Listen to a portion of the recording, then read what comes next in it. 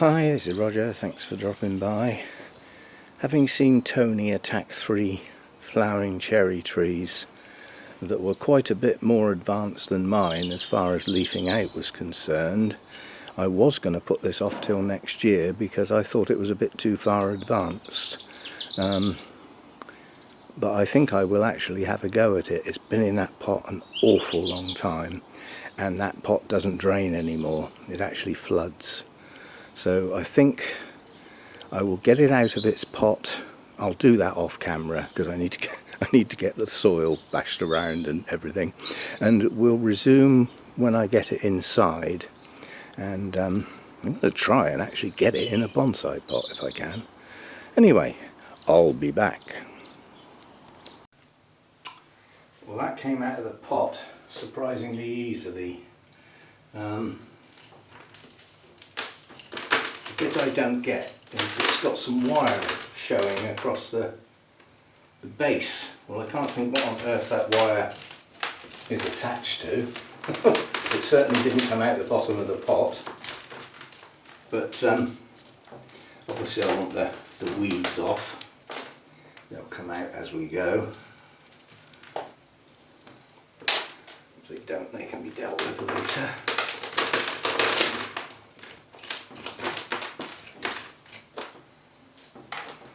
But once upon a time this lived in a very small pot as I was going to turn it into a bonsai, and I hadn't got round to it. And then tragically a friend of mine, her son died, and his favourite tree in her garden was a cherry tree. And well, long story short, etc., which is unusual in me, she set up a grow it for hashtag, and she wanted people to choose something to grow in memory. And as I actually had a cherry tree, I decided to grow that in memory, and as a consequence it went in a garden tub. Now I've got a feeling that this wire is just there from when it was in a small pot perhaps. Now the problem we've got here, I can see it straight away, is we have an awful lot of large roots. What we don't have is lots of feeder roots. There are some, there's not a huge amount, which was always my worry, because I was worried they would all be in the bottom of the pot, and to get it in a bonsai pot they'd have to come off. But so far this is coming apart quite well. It does actually smell stale, I must admit. So as I said, this pot was starting to flood in wet periods last year, which seems odd because it's got an awful lot of grit in it. But basically it was puddling, which means it wasn't getting out the bottom basically. And at the time, reason unknown. And at that time I wasn't sure whether I was going to turn it into a bonsai. But as some people commented, because this business was all on my orchid channel, nothing to do with the bonsai channel, and quite a few people over there said the memory will still be there whether it's a garden tree or a bonsai tree. The tree is still the same tree, and I agree. So we will try and get it into a bonsai pot. What on earth is this wire? That'll have to come off. But quite honestly, that's got quite a nice flare at the base. I haven't decided definitely the angle it's going to go at, and until I get a pot underneath it I'm not going to decide. All I know is that there are quite a few choices with this tree. It's got a very exaggerated bend here. That's how it grew. I didn't do that. I have put some wire on it last year. We lost several large branches as a consequence of trying to wire it because it's incredibly brittle and it snaps just, you've only got to look at it and it snaps.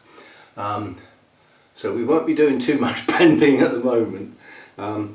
But yes, I'll get rid of the mess, the worst of the mess, give the roots a trim, But I need to go and get my tools, so let me just do that, and as I always say, I'll be back. Okay, let's get this wire off. I can't think what on earth that is holding in place, but we will take it off nonetheless. It's serving no purpose. Where it disappears to, whether it's going to pull out easily. It's going to pull out easily. So that's one. If the other one comes out as easily as that, I will be over the moon.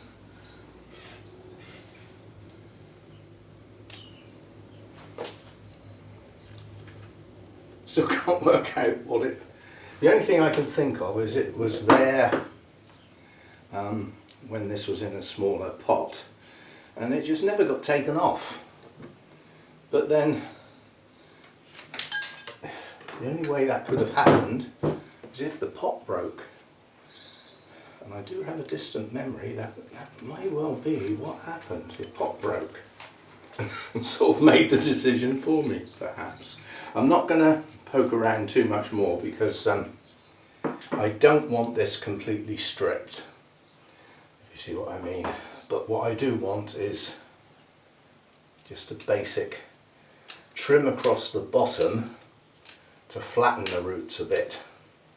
And that is going to take some of the feeder roots off, unfortunately. This is going to go in quite a large, or it's going to go in probably the biggest bonsai pot I've got, deliberately, so that it can build up a load of feeder roots again. But to get it in that pot, these lower roots have obviously got to come off, otherwise it won't sit flat.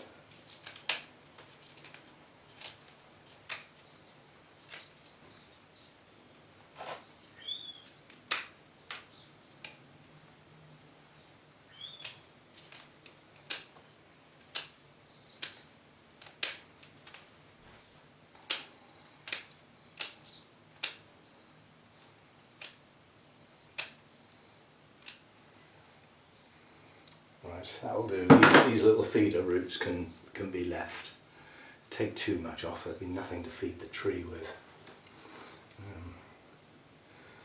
This was really why I wanted this done before leaf break, but unfortunately, due to the cold we had, the blooms were late. There weren't many of them. I think the frost took quite a few of the buds off, and then in addition to that, the leaves came out all of a sudden, and I didn't get a chance to deal with it. So I will now clear up this mess and go and get myself a pot, make sure I've got enough media, because it is a large pot. I will have to mix some more, and again I'll be back. Right, I think I've got everything I need. Mixed up some more mix. It's got some general purpose potting compost, 2 mugs. John in his number 2 mugs. Some Japanese baked clay type soil, 2 mugs, and 5 mugs of grit. So that's my mix. It is a very gritty mix, but it's got some substance in it. So I like to balance summer and winter. If you have a incredibly gritty mix with very little organics in it, it won't hold much water. And when we get heat waves, what do you mean we're never going to get any more? When it's long dry periods, watering once in the morning isn't going to be enough, and I can't be bothered with the amount of time I'd have to put in. You have to balance that against it being too wet in the winter. But I've just witnessed a very wet and very, very cold winter. We may never have one as bad as that, as long as I own these trees and I'm still walking about. So we'll run with the quite organic mix, but plenty of grit. Water will just flood through there, but it will retain moisture. Right, so that's got a nick in it. Never mind, I'm just using up pieces here of bits. Goodness knows what I used that for. Whatever. Still perfectly usable. And it has got an odd shape.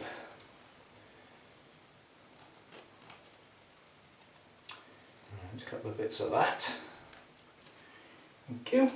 We need some relatively small wire to hold that in place. That doesn't need to be giant stuff by any means. These are quite large holes, so my little butterfly wings will need to stick out a fair bit.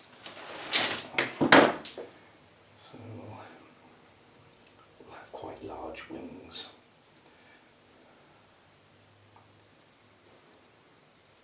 The idea being that the gap between the wings is the didn't do that right, did I? That'll do. Is the size of what we'll need to go up through there. Now I'm going to do this the new way, which is the wings stay on the outside, so they stay at the bottom of the pot, and the spiky bits go up inside the pot. The idea being that way round you don't keep catching your fingers when you lift the pot up on the spiky bits sticking down, because they're not, they're buried in the media. Never to be seen again until repotting time.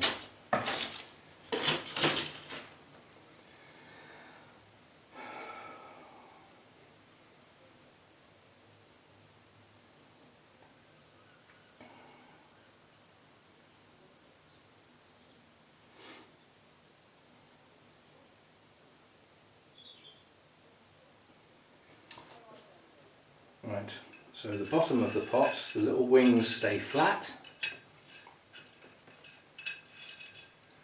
and then inside the pot, whoops, I was going to say we've got our sticky up bits, but we have if they manage to stay there, otherwise they will fall out nonetheless. And the idea is that you put your mesh there, pull nice and tight. Too far apart.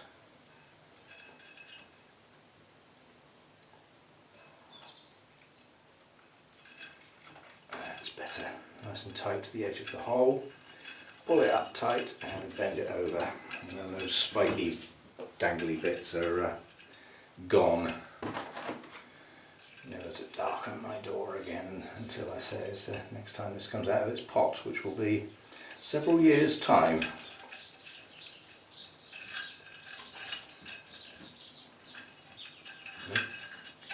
Too far apart again. Go in one. If you get your grill mesh over the wire and it's too far apart, it won't push down flat. Right, so that's that bit done. I'm going to line the bottom of the pot with this. Isn't it funny when you start looking at your pots? They're either too big or too small. You ever seem to find one that's just right? That's what I've just done. The pot I had in my mind to do with this was, when I got it in here, it was like, oh, that's far too big for the root system I've got. So, you know, we go back to a smaller one. And unfortunately this one's just a little bit too small. Not a lot, but a little bit too small. Right, so you know what we haven't done again?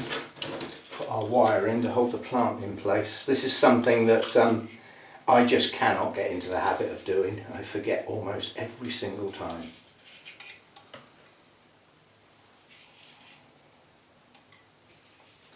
Somewhere about there. This is relatively heavy wire compared with the stuff I've just used.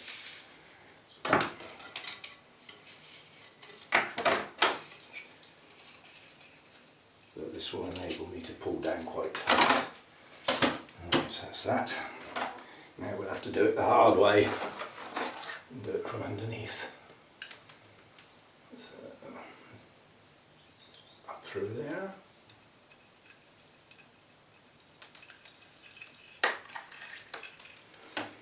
Have a look and see what we're doing.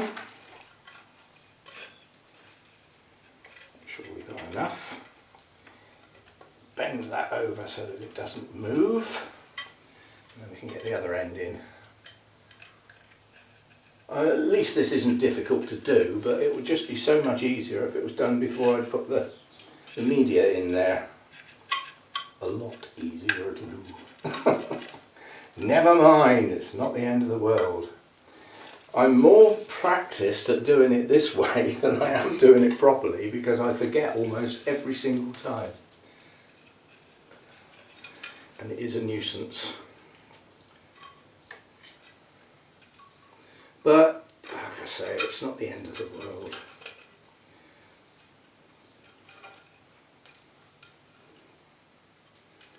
It does disrupt the media I've just put in. It's all gone up one end now, but again, we can pull that back. It's not the end of the world. Well, that piece of wire is a bit short, but it will be okay, because it would be pulled in tight anyway. Right, now we'll put that back where it was before it all slid up one end. So say that's for to stop water staying in the bottom of the pot. That's all that's for. Right, now,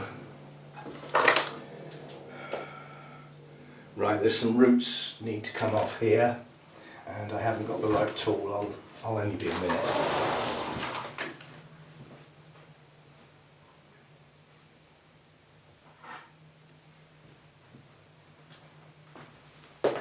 There's some ugly roots at the very top of the plant that I want to trim off, like this one, for instance, that comes up over the base. So we'll remove that one. Is this one sticking straight up in the air? So that one can come off. There's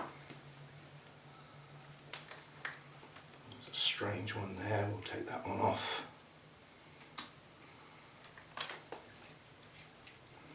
And another one sticking up in the air there. That'll do.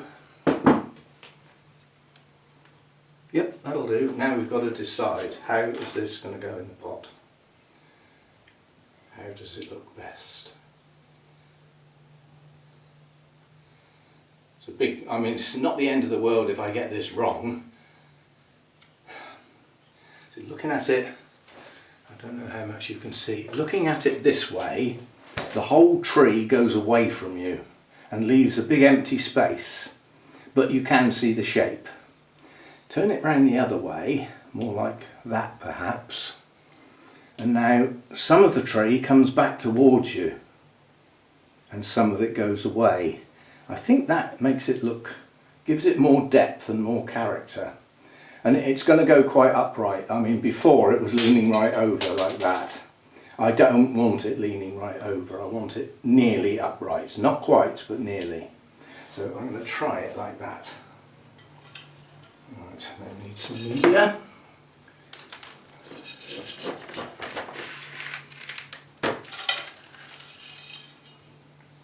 How high is this going to come? Remembering it's going to get pulled down in quite hard.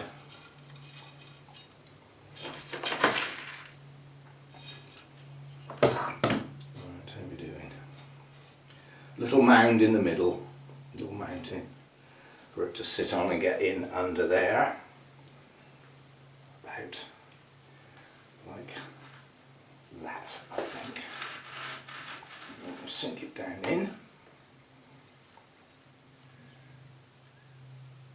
Right, so now we get the scissors and we'll have another trim because we have roots hanging over the side of the pot. I don't mind having to tuck some in, as long as when I tuck them in they're pointing downwards. Some of these wouldn't be. And any woody ones that are touching the edge of the pot, it's best if they come off because they will stop you manoeuvring the plant. They'll, you know, dig into the side of the pot and stop you manoeuvring the plant into how you would like it. And I am quite happy with that like that.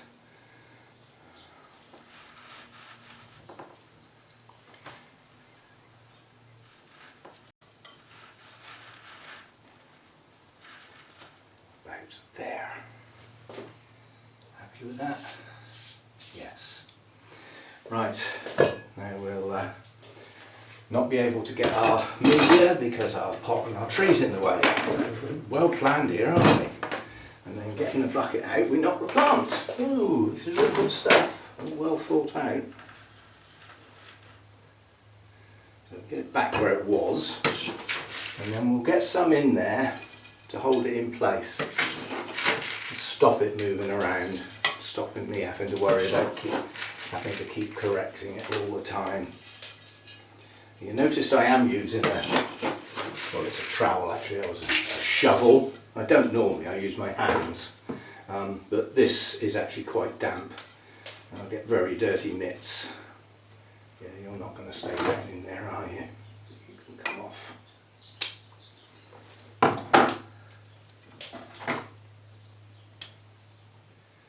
Sticky up bits. You often don't find these until you actually get right down into putting the media in place. This big one's going to have to come off. It won't stay down. Right. Important piece of equipment. I'm going to hold the tree at the moment because I need to get some more media under this end because this end has sunk. And I suspect because of the nature of the roots that the level's going to go down quite a bit this time. We will get quite a lot of media going down into these root gaps. Which is good, that's where it's meant to be.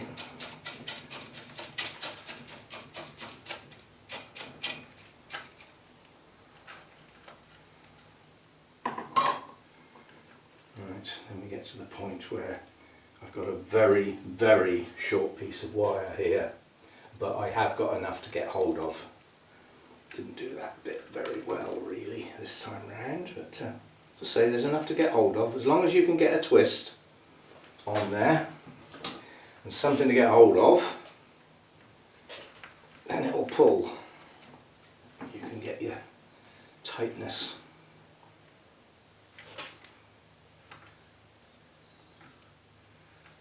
Right, cut that end off. It twists an awful lot easier without the end sticking out.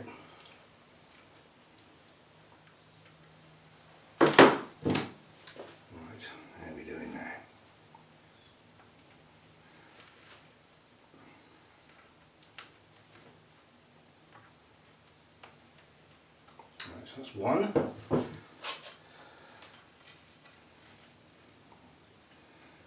other one come over there. Got this end this time. I should just do it this end, as I'm twisting up this end at the moment.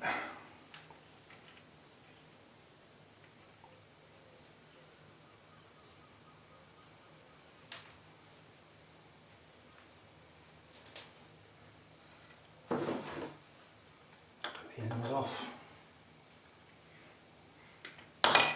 Come on. Butterfingers, more coffee. It's not even 9 o'clock in the morning yet. The idea being that I knew I wanted to do some work in here, and when it comes on to rain later on, I won't be able to film because you can't hear yourself thinking here with that polycarbonate roof. Once it starts to rain, the rain comes on hard. It's deafening and the camera seems to home in on it. Little noises in the background, like my heater and fan have just come on, not for the trees, that's for the orchids, keep my temperature up. The camera doesn't seem to pick on that quite so much.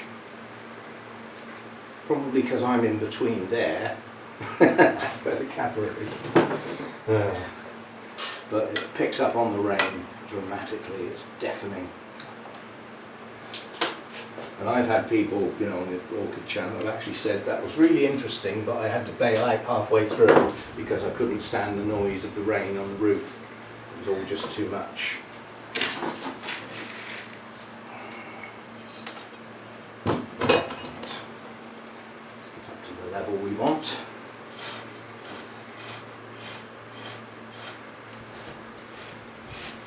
I'm pressing this down to get some firmness for the roots to be in contact across the board. But what we try not to do, especially when it's damp like this, is turn it into concrete. Enough to hold stuff in place, no more.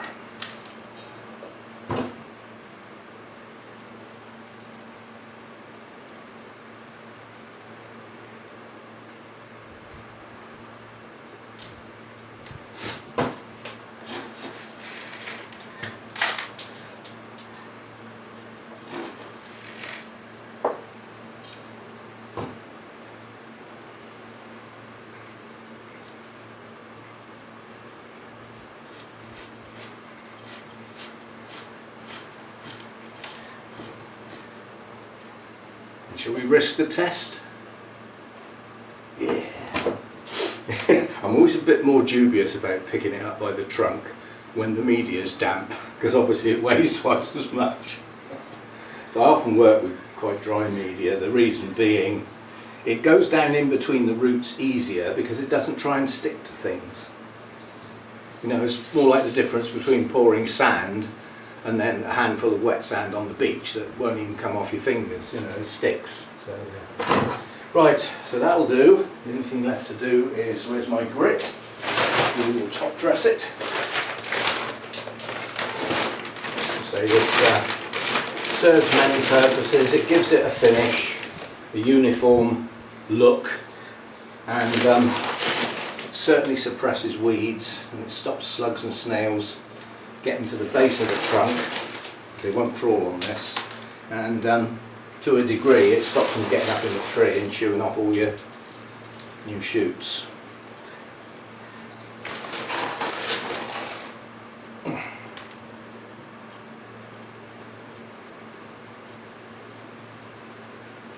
If you top dress a pot, or even if it's just the media, never go up to the rim of the pot, because the first time you water it, half your media will flood over the sides. Always have the rim still there, a lip. And then you can pour your water on gently and it will soak in before it gets a chance to pour over the top. And you learn that the hard way. Right.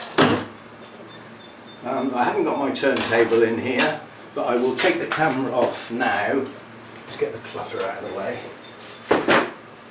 To a degree. I'll just pull that cloth over a little bit so that you can see the tree a bit better, and then we'll have a look at it from the front view, which you haven't really seen yet. We'll have we'll pull back and a better look. So that's the view we've got. We can have an even better view if we pull that across there. So that's the view we've got. We have some foliage and branches coming down this way. Hopefully they will shoot out better. I want to push that down, but I'm so reluctant to do it in case it snaps off. We've got some height. Again, we've got some stuff coming towards us. This might not stay, this might go back to this little shoot here, but not at the moment. I just want this to grow now. And then we've got our other branch heading off in that direction, and some of that, like this, hopefully will be able to go upright. But as I said, I'm not bending about at the moment. It's very brittle. There must be a time of year when cherry is easier to bend, and it's probably when it's really growing vigorously and the sap's flowing.